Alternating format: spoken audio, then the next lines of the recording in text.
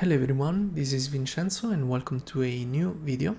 And today I want to show you a blitz game I've played a couple of days ago, which was not a great game, but I want to show it to you anyway because it ended with a fun sequence of moves where I played 6 knight moves and my opponent eventually blundered a knight fork and resigned. So it was not a long game, so I'm going to show you quickly. This will be a quick video. By the way, 77.2 accuracy, not bad because I'm not very good in blitz, so I consider this to be a good accuracy for me. But anyway, let's check out the game.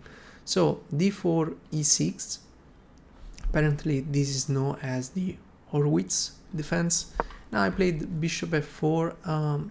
In one of my other videos I also mentioned that when my opponent plays e6 after d4 and I want to play the London system, sometimes I go knight f3 first, just because I want to avoid this line sometimes, but nobody plays this anyway.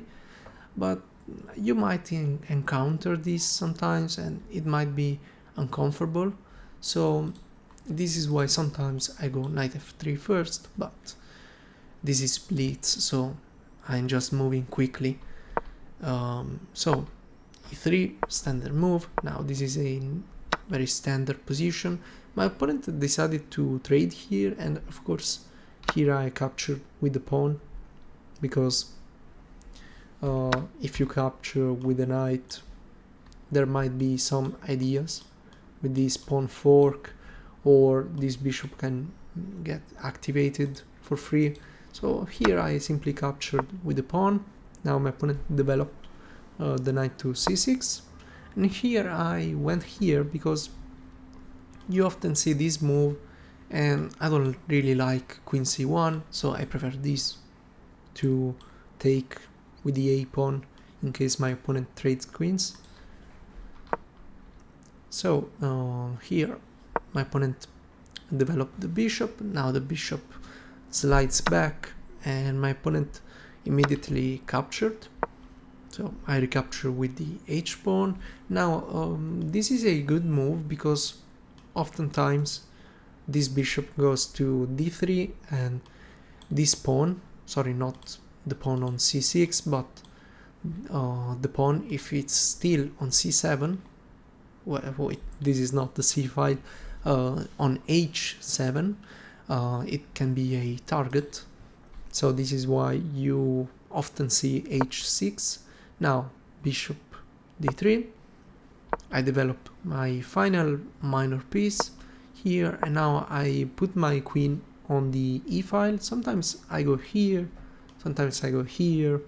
The queen can go all the way on this diagonal d1 to a4 or a4 to d1 diagonal, but it is also pretty good here, especially since the king is still in the center.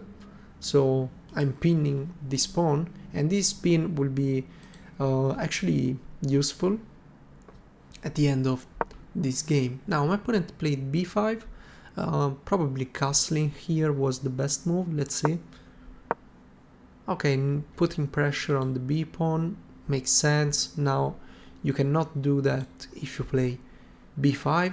Also probably castling is just a great move. Now I castle queenside, which is a mistake apparently, but the position is still equal. So well, sometimes as you can see here, I played 3 mistakes and 2 blunders, but you know what, I was never losing. So yes, maybe you don't find the right move in some positions, but the important thing is that you don't blunder enough to lose the game. So yes, this was a mistake apparently, but let's see what the best move was. a3, okay. Nobody is playing a3 probably. Now knight a5 is a obvious move. it's a mistake because now I get some initiative. The knight wants to go here, but what's the point? I can always trade it off, which is what happened in the game. Now I moved these. I don't even remember why. I think I wanted to play f4, f5 using the pin on this pawn, but it's not a great plan apparently. Now the knight goes there. I don't have to take it, but I decided to take. Now probably it was a very bad move taking that knight, because now this rook can get activated and now my opponent gets some initiative, so probably I shouldn't have taken the knight. I retreated the bishop. Now the queen went to a5 to take the a2 pawn, which is why I should have probably retreated here to keep my queen defending b2 and defending the a pawn with my bishop while keeping it on this diagonal. But anyway, this is blitz.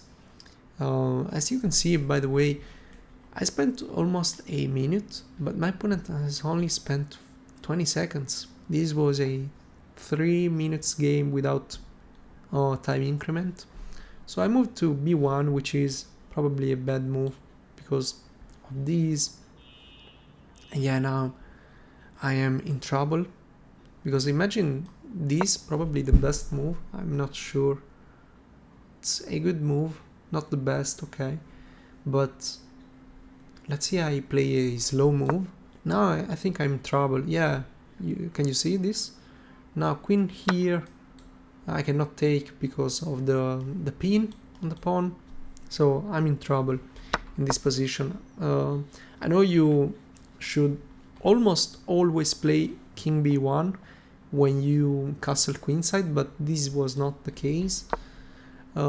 Sorry, this is not what happened. Let's get back to the review. And now let's see, bishop there developing, but my opponent should probably have just castled. And now you can see I'm using the fact that my queen is on e2 and the king is still in the center to go here, which threatens this pawn and threatens this check, and my opponent now has to decide what to do. So this is what you want to do in blitz. You want to create chaos, you want to make threats. Now my opponent went here, and now as you can see I'm winning, but not because of this move, which doesn't achieve anything.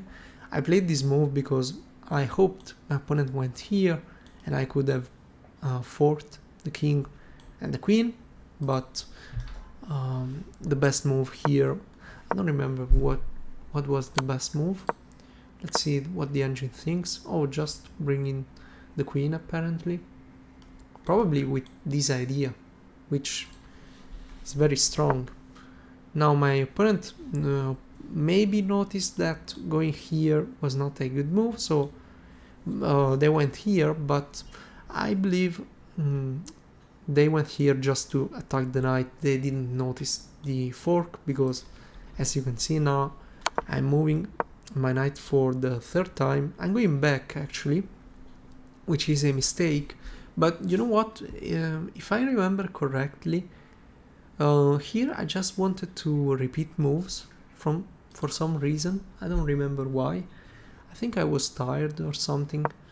Now my opponent didn't go back, so I cannot repeat moves, and I put my knight back on d6, threatening this fork again, and my opponent blundered because they played rook f8 to defend this pawn, but they didn't notice the threat, so I moved my knight again.